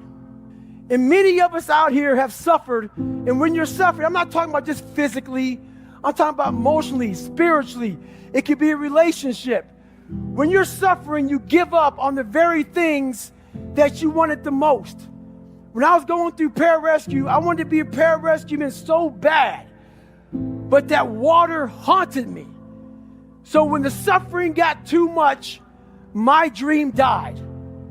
And pretty much I almost died with it. If I didn't find Navy SEALs and getting past that hump and overcoming my demons and facing my demons every day, I would have never been up here today. You can't outrun your demons. They'll always know where you're hiding. Trust me at that. Don't stop when you're tired. Stop when you're done. It's not putting yourself down. People take this the wrong way in this new society. I'm not saying to put yourself down. I'm saying listen to the truth. And the truth isn't in the 20%. The truth is in this other part of your brain saying, look, man, you're wasting a bunch of percentage here. We have 80 more percent that we're not tapping into, because in this other 80% is suffering, pain, failure, self-doubt, darkness, and then a whole bunch of light. But to get to this light, you got to go through all of this. So a lot of us know that. I can get over here, but over here, man, this is much better, because I got to go through this journey that is not fun. This from 20 to 100%, this in between is not fun. So we decided to live over here. There were so many times in my life growing up, I wanted to fit in, and I wanted to be part of a group, and I didn't have any want, and I didn't have that desire. So when you're trying to fit in, when you're trying to be cool, when you're trying to be whatever the hell it is, without having that internal dog, that fight, when things get hard in life, all you do is quit. When you have that internal in you, like I've developed over a lot of years, this dog, it starts to get built up in you, this fight, this warrior. And when things get difficult, you may not make it, but you come back. I wanted to be one of the 1%ers, not the 99%. I realized I had one life to live, and I have to live it. There's not two lives, there's one life. And all these things started happening to me. And then once that started happening, man, everything flipped. But that internal, it starts to build a voice in you that doesn't allow you to sleep in, doesn't allow you to take days off when you know that you're behind. It just keeps you in check throughout everything you're doing in life, because it's not going to allow you to fail. But if you don't work on the inside of you, you will always have that nurturing voice that guides you where it's okay. It's always okay. And if I would have had that, it would have been okay to stay 300 pounds doing what I was doing. So that internal is everything. You can't run, you can't work out. So that's why I went to school and I became a medic. So I'm always in constant pursuit of my 100%. Whatever that is, if I can't run anymore, I'm gonna see what else I can do. I was real proud of how I handled that when my whole life got stripped from me. And I was at like 20 years in the military, and my life was getting stripped, man. And I couldn't run, I couldn't work out, I couldn't do shit anymore. And I didn't lose my all that training I'd gone through, mental training I'd gone through, I was able to utilize it to find a lot of peace in myself, a lot of joy, and a lot of self-fulfillment. I want to raise money for the Special Operations Warrior Foundation. It's a foundation where 100% tuition goes to these kids to go to college, full tuition, whatever. So I found this great foundation. I'm going to raise money for it. So I said, you know what? I have to Google something that's evil, something very hard. I knew nothing about ultra marathons. I hadn't even run a marathon. I knew nothing about this world. So I Googled the top 10 hardest races in the world. And what comes up is a Badwater 135. It's a 135-mile race through Death Valley in the summertime. I thought it was a stage race. I thought it was a race where you run like 20 miles, set up camp, barbecue outside, and then go run some more the next day. So I called the race director up at the race and said, hey, Chris, his name is Chris Kosman, I want to do your race. So we had a long conversation. I was much heavier then, and I hadn't put running shoes on in over a year. I'm around between 240 to 270. I'm in that range. My weight has varied a lot through the SEAL teams and out of the SEAL teams, so I was a heavy guy. But the long and short of it all was I hadn't put running shoes on in over a year. I was a big time power lifter. I lifted weights heavy. That's what I did. Right. I got back home from Iraq, went straight to free fall school, and then this happened. So I called Chris Kosman up on a Wednesday. He says, look, man, the only way you can qualify for my race is to run 100 miles at one time in 24 hours or less. There happened to be a race that Saturday, so 4 days later. And he said, if you qualify by running 100 miles or less in 24 hours, I will consider you my race. I'm gonna cut to the chase. I signed up for this race. It's called the San Diego One Day, where you run around a 1 mile track for 24 hours to see how many miles you can get. My goal was 100 miles. So I got to mile 70, and I cleared 70 miles in like 12, 13 hours pretty quickly. But I was done. My feet were broken. I was stress fractures, shin splints, muscles were tearing. I was in bad shape. I was eating Ritz crackers and drinking Mileplex. That's all I had. No water, didn't know what the hell I was doing out there. Had on some tube socks. It was just ridiculous. It was a clown show. So I sat down at mile 70, and at this time I was married. And I look at my wife and I was like, I'm messed up bad. So I literally start to turn white. Here I am, I'm at mile 70, I think I got 30 miles to go. I'm jacked up. I got to go to the bathroom, and the bathroom's like 20 feet from me. It's a porta potty. I can't get out of the chair. So I'm peeing blood down my leg, and I got 30 miles to go. And I can't stand up because my blood pressure's all messed up. I've been in 3 hell weeks, Ranger School, overcome so many obstacles in my life. This last 30 miles of this race is when I realized a human being is not so human anymore. We have the ability to go in such a space if you're willing to suffer, and I mean suffer. Your brain and your body, once connected together, can do anything. And this 30 miles was the life-changing moment. I was out of it. I was in the worst pain in my entire life. I was, to me, on the brink of death. And I was able to chunk this 30 damn miles into small pieces. I was so driven, and I'm not gonna say motivated, because motivation's crap. Motivation comes and goes. When you're driven, whatever's in front of you will get destroyed. So I sat in this chair and I was so driven to succeed in this race. And at this time, everybody goes, were you thinking about the guys that died? And I'm not gonna lie to you, I wasn't. This became a personal thing. This became me against this race, me against the kids that called me against me. It just became something that I took so violently personal. And I broke this thing down into small pieces. I said, okay, I gotta get nutrition. I gotta be able to stand up before I can get off this curb and get off this chair and be able to go 30 miles. So I went through all these small steps and I was able to stand up. And then from standing up, I was literally walking around with my wife at the time, and she goes, you're not gonna make the time. She goes, you're walking like 30-some minute miles. I got to mile 81, and the second she said that I'm not gonna make the time, I ran the last 19 miles nonstop. So this was years ago.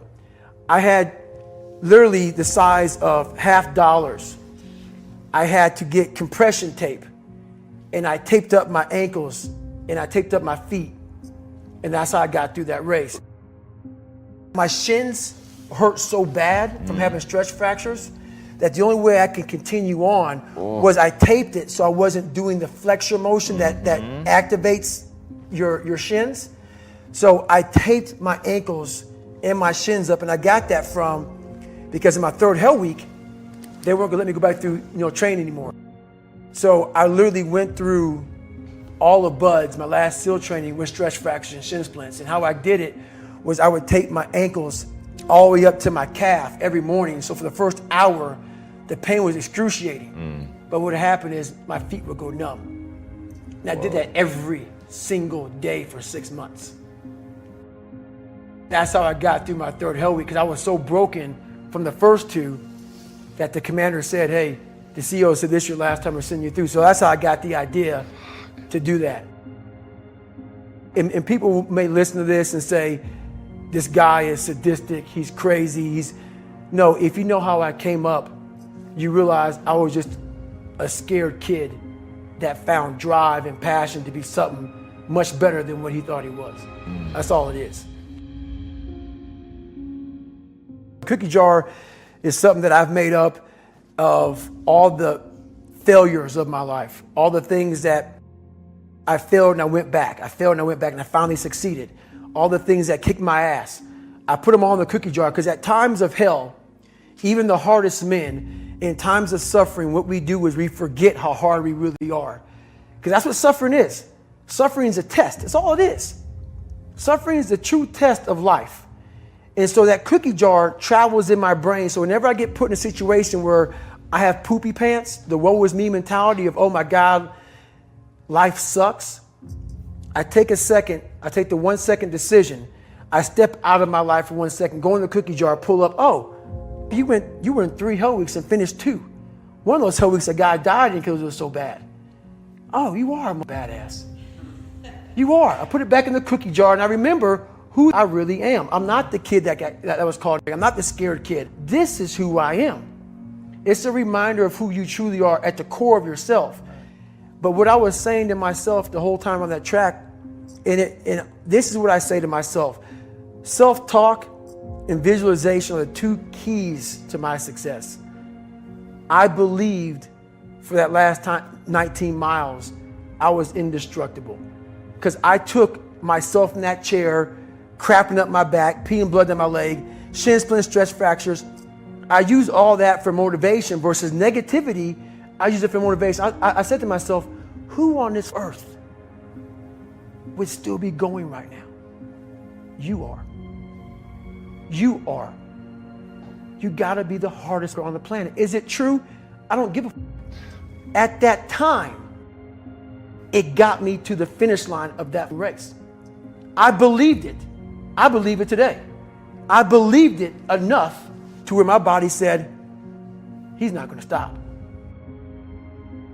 I took all the negative things. I need to go to the hospital, this and that. Who the hell could even get out of that chair? You did. Who the hell would even think about taping stretch fractures up? You did. All those things I used for motivation. And in Hell Week, what they do in Hell Week, because this is where I really went to the dark side. What they do in Hell Week is they design Hell Week to find your flaws.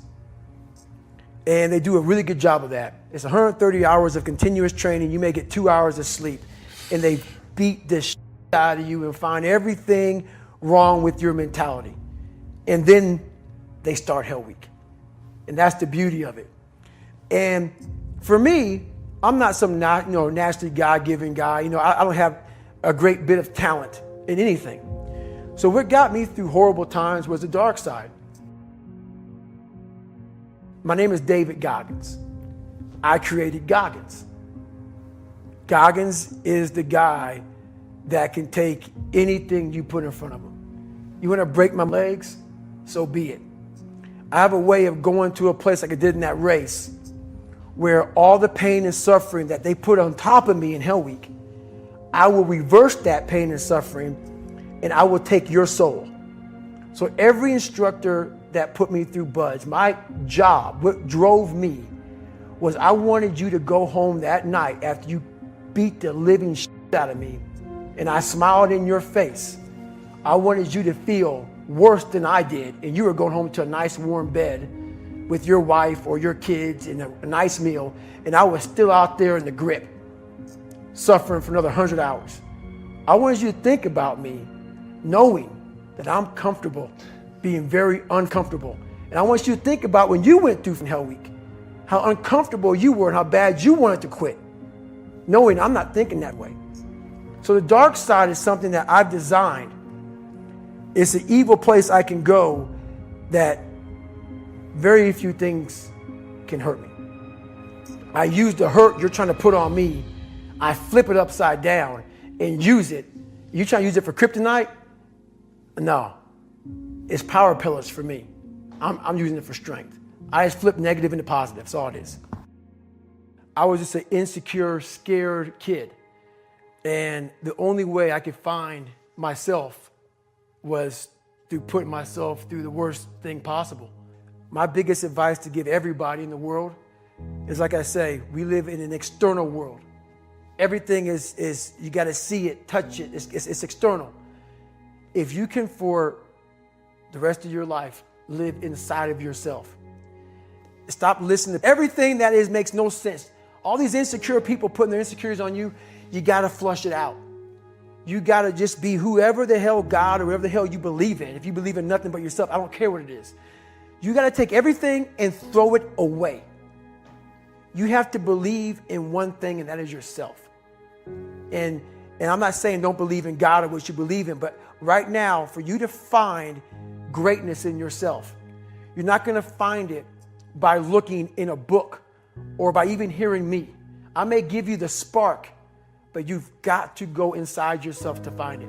And that means you got to be quiet. Go in a room, stop talking, search your soul, search your mind, search your abilities, and you'll find it. But if you're not looking for it, you won't find it. So you got to go start your journey. And the journey starts with you finding, why the hell am I here on this planet Earth? Why am I here? And if you don't know that, you will live the rest of your life searching, always asking the question, why? Well, it was pretty crazy for me. It took a while to get to that point where enough was enough. What happened, I came home one night from work spraying for cockroaches.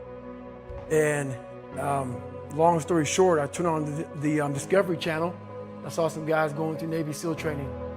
And they were going through Hell Week and they were getting their ass just beat. You know, in and out of the water, guys ringing the bell. They were just suffering. And I was weighing like 297 pounds. And I had to make a change in my life. You know, I was at an all-time low and I wasn't going anywhere. And I was exactly what everybody said I was going to be, which was nothing. So I had to make a change. No one was helping me out. My dad made my mom kind of irregular. So she worked 3 jobs, went to college full time, so she was never around. One time this person drew a picture of me and said, "We're gonna kill you," on my Spanish notebook. And I took it to my principal. And my principal said, "They spelled Niger." That was the best advice he can give me. So long story short, what I realized was no one was here to help me. I started shaving my head when I was 16 years old. And the feeling I had every morning, I looked in the mirror, was horrible. And I didn't want to feel like that anymore. And how I felt was a kid going nowhere, a kid that was scared. And most kids will accept that and look for help. But the best thing that happened to me, no one helped me. No one felt sorry for me. No one looked at me and said, like this day and age, they'll take you in and they'll tell everybody, stop picking on this person. Back then, they didn't care. The KKK marched in our 4th of July parades. They had to stay 100 yards back, but they marched in it. Wow. That's how this town was. And my mom cared about me, but my dad took our soul. And she did the best she could. I had to figure out I wasn't going to be a punk kid all my life. So the only way I could turn around was to suffer. I had to build calluses in my brain the same way I built calluses on my hands. So I broke the Guinness Book of World Records for pull-ups a long time ago, but I failed at it twice. And I did 67,000 pull-ups in trying to break this record. So to do 4,030 pull-ups, I had to do 67,000 for training for that. And so what I realized is for me to become the man I wanted to become, I saw myself as the weakest person God ever created. But I never blamed God for anything he did to me. So I wanted to change that to be the hardest man ever created. Am I that? I don't know, but you had to have a goal. And my goal when I was sitting there, not going to school, being bullied, having no self-esteem, my goal was the only person that's going to turn this person around is me. The only way I can turn it around is put myself through the worst things possible a human being can ever endure. And that'd be the only way that I can build this brain to handle anything that comes in front of it, callousing my mind through pain and suffering.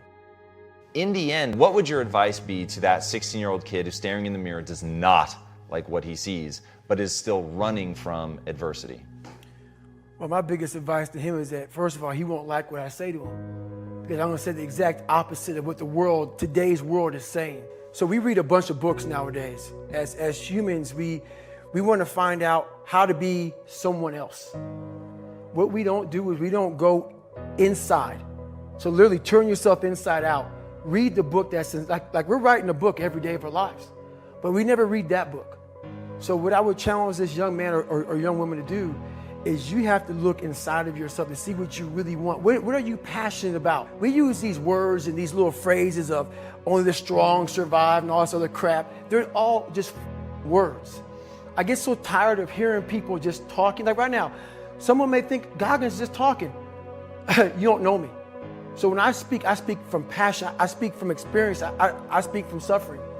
I have to tell this young man or woman that the only way I believe, and this is my experience in life, the only way you're ever going to get to the other side of this journey is you have got to suffer to grow. To grow, you must suffer. And some people will get it and some people won't. But they have to see what their journey is to start their journey. Several people live to be 100 years old and they have great lives and they have great kids. Their kids go to college and all sort of stuff. But somewhere in their life, there was a point where they had a decision to make. They can go left or right on this path. Left was the easy route. Right was the hard route. A lot of people take the easy route. And they had a good life that way, but the better life was going to the right side. And you may have 20 years of pain and suffering to get past it, but a lot of us die never truly starting our journey. And I would tell this young person, you got to start your journey. It may suck, but it will come out the other side where you're coasting. Every day, we're seeing who we are as people. When I was growing up, I lied for people to accept me because I didn't accept myself. So I would make up stories so then you would accept me into your world. Everything I did was for someone else to like me. It wasn't until I started reading my own book about how pathetic I was as a human being. I can blame my dad, I can blame kids at school, I could blame having health issues, ADD, my mom not being around. Great mom, but she was doing her thing. Right. I could blame a lot of people. And that's the book I was reading. And I put it off on everybody else. It wasn't until I said, you know what? For me to fix this, I got to read what is wrong with David Goggins. Not blame anybody. Read my book and say, okay, I'm afraid of my shadow. How can I overcome that? Go in the military, get your ass kicked, do things you hate to do. Be uncomfortable every day of your life. Roger that. I'm not the smartest kid in the world. Okay. Instead of somebody saying, oh no, you're smart. No, don't say that to yourself. I said to myself, no, I'm a dumb motherfucker. Okay, roger that. How you get smarter? Educate yourself. So the things that we run from the truth. We're running from the truth, man. So the only way I became successful was going towards the truth. As painful and as brutal as it is, it changed me. It allowed me to become, in my own right, who I am today. So hopefully I can help people that believe that they're much less than what they truly are. Help them find greatness in themselves. And greatness isn't running 200 miles at a time or doing 4,000 pull-ups or being a SEAL. Greatness is whatever the hell you dreamed of in your own mind. You got to first see it. You got to first create this vision in your mind. And then that's when I come into play. Once you create this vision in your mind, it's how am I going to get there now? And that's when I come into play. But first you got to create your own vision. And then it's not external. It's the vision created is inside of you. So until you create that, I'm nobody to you.